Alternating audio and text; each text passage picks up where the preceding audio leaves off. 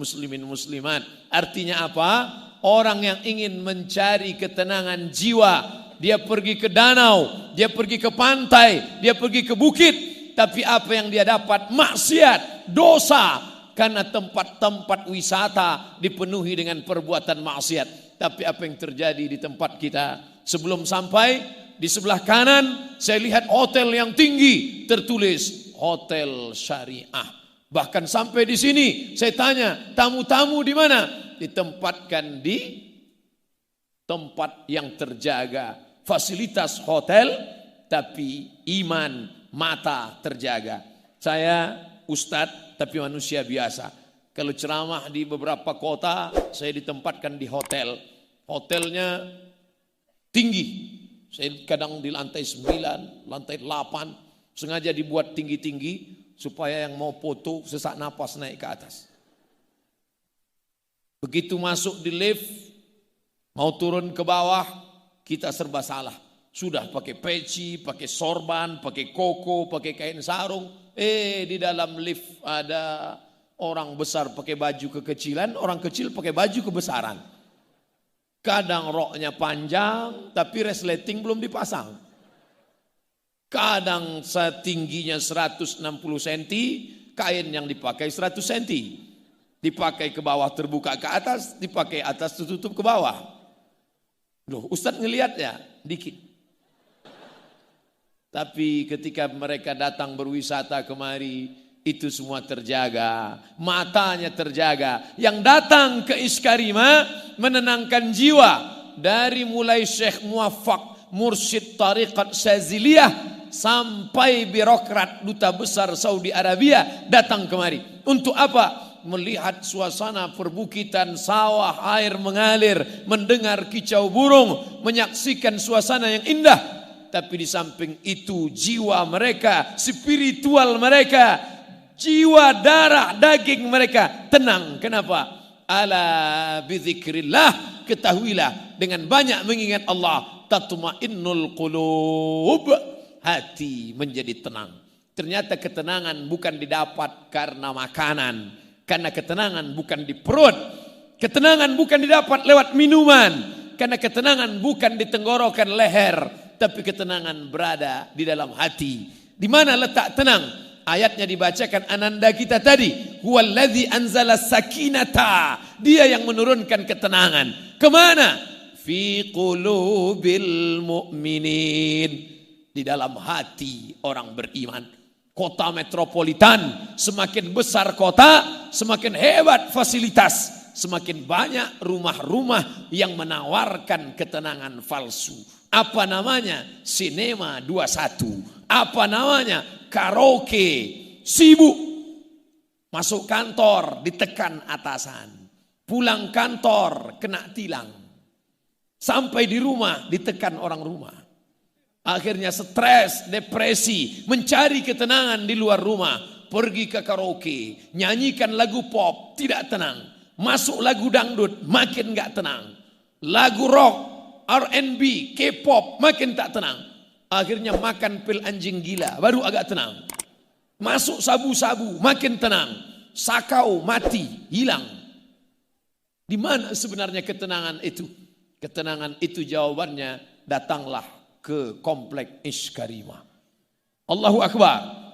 Maka ke depan akan menjadi alternatif wisata bersih, wisata steril, wisata religius. Apa yang ingin dicari? Ingin melihat pemandangan sawah yang menguning, silakan datang. Ingin melihat gemerici air terjun, silakan datang. Ingin mendengar kicau burung, silakan datang. Memangnya di kota tidak ada burung? Banyak, tapi burung-burung tersiksa di dalam sarang. Berkicau juga dia, tapi orang yang ahli burung tahu. Lain kicau burung di kota dengan kicau burung yang bebas kemana terbang sejauh mata memandang. Hari petang dia kembali pulang, dia tahu di mana letak sarang. Tapi di tempat lain diletakkan di sangkar emas. Burung itu berkicau, tapi sebenarnya bunyi kicauannya penuh penderitaan. Kawin. Dari sejak akil balik dia tidak melihat betina. Di sini alam terkembang, indah. Kicau burungnya lepas, bacaan Al-Quran para santri menenangkan jiwa. Dari sejak saya sampai tadi mendengarkan bacaan Al-Quran, sampai saat makan mendengarkan bacaan Al-Quran, belum pernah saya makan senikmat ini dan sebanyak tadi. Entah karena indahnya bacaan Quran atau karena lapar, wallahu alam. Tapi rasanya Allah yang menurunkan ketenangan, karena janji Allah tak mungkin ada tipu dusta. La ya'tihil batilu min baini yadayhi wala min khalfihi. Itulah kitab yang suci, yang tak ada kepalsuan, yang tak ada kedustaan, yang tak ada kenistaan, yang tak ada pencitraan di dalamnya, baik di depan maupun di belakang. Tanzilal Azizir Rahim, yang diturunkan dari Dia yang Maha Perkasa dan Maha Penyayang, Al-Quran. Maka wisata religi, wisata bersih, wisata steril, jauh dari dosa, jauh dari maksiat. Ketika ini sudah terbentuk, sudah nampak, sudah nyata, maka di masa akan datang mustahil orang akan membawakan maksiat dan dosa ke lingkungan ini.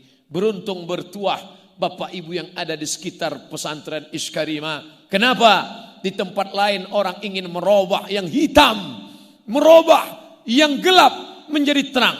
Tapi di sini sudah terang duluan, sudah terang dengan cahaya Al-Quran. Maka mustahil orang akan dapat berbuat maksiat dan dosa. Andai pun ada diam-diam, tapi untuk nyata dia tidak akan berani. Kenapa? Karena masyarakat sudah ngaji, sudah terbentuk pola pikirnya, sudah nyata di depan mata, sudah nampak anak-anak penghafal Al-Quran. Maka nikmat besar bukan karena tinggal di kaki bukit dengan udara yang sejuk, bukan tinggal di tempat suasana dengan sterilnya, jauh dari polusi, bukan tinggal di tempat penuh dengan gemerlap dunia harta benda, tapi tinggal dengan mata yang indah melihat pemandangan, hati yang nyaman mendengarkan Al-Quran. Itulah kenikmatan yang luar biasa. Hadirin hadirat, muslimin muslimat yang dimuliakan Allah SWT. Saya yakin dan percaya bapak-bapak Kapolres Dandim yang pernah bertugas di sini, pindah dia ke tempat lain. Saya yakin di tempat lain mungkin orang minta rekomendasi supaya dipindahkan ke tempat lain. Tapi saya yakin yang pernah bertugas kemari malah tidak akan pernah mau pindah ke tempat lain karena kenikmatan yang luar biasa. Ustaz kok tahu? Saya aja ingin berlama-lama di sini. Kalaulah bukan karena janji besok malam pengajian di MPR, mungkin saya akan minta nambah agak 2 malam lagi di sini. Kenapa? Karena suasana yang tenang. Oh, ini Ustaz ngomong basa-basi. Tak ada dusta di antara kita. Di tempat lain kita merasa tenang, nyaman, dingin, adem, ayam. Ternyata AC-nya kencang. Tapi di sini AC saya matikan. Tenang, sejuk, pikiran lapang, bau mata memandang anak-anak membaca Al-Quran, penuh dengan sopan santun, adab. Anak-anak mencium tangan. Saya merasa tangan saya yang penuh bergelimang dosa tak layak mereka cium. Mereka hafal Al-Quran 30 juz di kepala mereka. Sedangkan Abdul Somad juz 30 pun kadang-kadang hilang-hilang timbul. Tak layak. Jadi jangan anakku tersinggung beberapa kali saya tarik. Bukan itu tidak hormat. Aku merasa kalian jauh lebih mulia. Makanya mudah-mudahan dengan berceramah di sini. Wasiqal ladzina taqaw ilal jannati zumara. Walladzina taqaw wasiqal ladzina taqaw rabbahum, orang-orang yang takut kepada Allah nanti masuk ke dalam surga itu bukan sendirian, zumara, berkelompok-kelompok, berjamaah. Ternyata yang masuk surga itu berjamaah dan nanti dipanggil jamaah. Jamaah mana yang duluan? Dipanggil oleh malaikat. Berikut ini jamaah yang pertama, jamaah Iskarima. Masuk. Yang pertama masuk pendiri almarhum.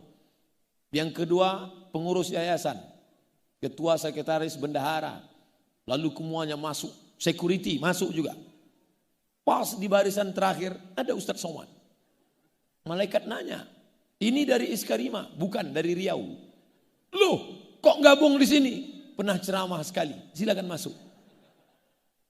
Itulah gunanya kita menggabungkan diri dengan orang soleh-soleh. Walaupun saudaraku di tengah sawah di belakang, walaupun tidak kelihatan, saya tidak tahu betul di mana batas jamaah ini, saking gelapnya.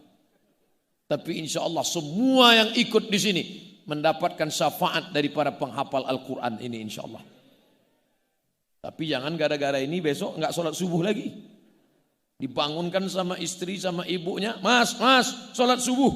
Insya Allah sudah dapat syafaat dari para pelajar Iskarimah. Belum. Karena syafaat orang beriman. Dalam hadis yang panjang tentang syafaat, lebih satu lembar. Dalam kitab Al-Lu'lu' wal Marjan fi martafaqa alaihi Syaikhan, Sahih Bukhari, Sahih Muslim, digabungkan jadi dua oleh Syekh Muhammad Fuad Abdul Baqi. Syafaat Nabi Muhammad sudah, syafaat Al-Quran sudah, syafaat malaikat sudah, syafaat Allah sudah. Ternyata ada syafaat orang yang beriman. Para penghafal Quran ini ketika diperintahkan Allah masuk ke dalam surga. Hai para penghafal Quran yang soleh-soleh, masuk kalian ke dalam surga. Saat itu mereka memandang ke kanan, memandang ke kiri. Mereka melihat kemana sahabatku dulu yang sama-sama sholat berjamaah dengan aku, yang sama-sama belajar dengan aku. Kenapa mereka tidak bersama aku?